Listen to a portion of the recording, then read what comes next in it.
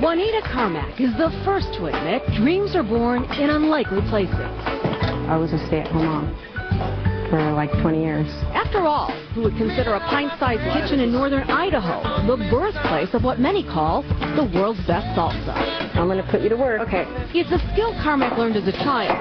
Cut them up in like little sections like this. Perfected as a young wife and mother. Her kids were crazy about it. The only thing that we're lacking is some garlic. Soon friends were turning up, uninvited. When I started making the salsa and people would come over, they would taste it, and then they'd say, Juanita, do you have any more?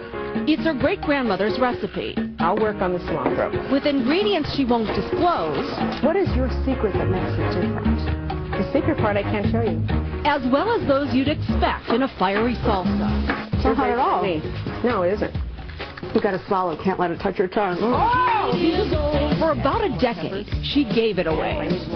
4 years ago, she decided to finally find out whether people would pay.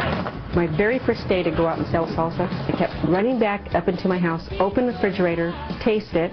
I do this. Is anybody going to love this? Cases sold in hours.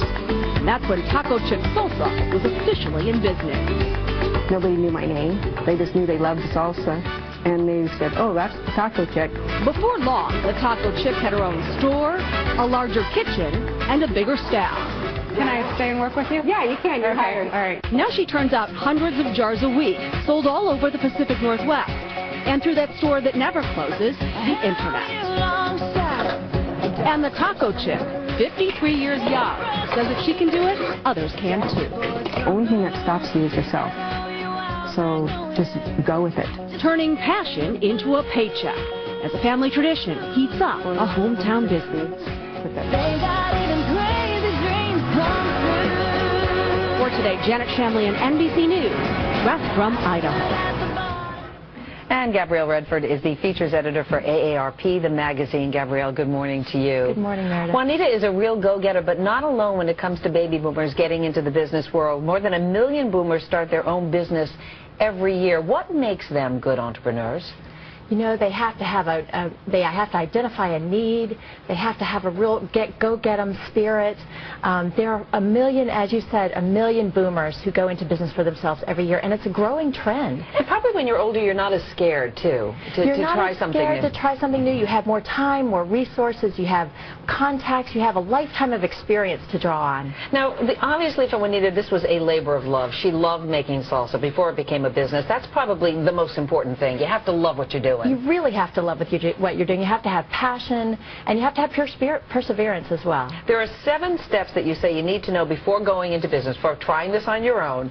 Number 1, look for possibilities. See if there's a market out there, right? Right. You have to identify a need in your community. Then take charge attitude. What do you mean when you say that? You have to want to be your own boss. You're going to be running the show here.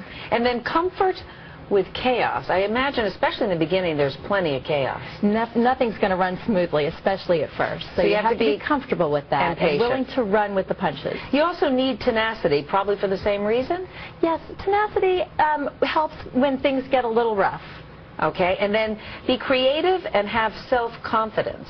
You have to believe that what you're offering is the best, as in the case of Juanita, the best possible salsa in the world. And when she started, she wasn't sure she had that. She said, will anybody buy this? She found out they would. Then you say be practical about your dream. You have to really have a well thought out business plan. You have to, when you're older, you have to be careful about finances. So you want a business plan not just for your new business, but for yourself as well. And finally, be resilient. You have to roll with the punches, learn from your mistakes. Okay, well, Gabrielle Redford, thank you so much. Good insight.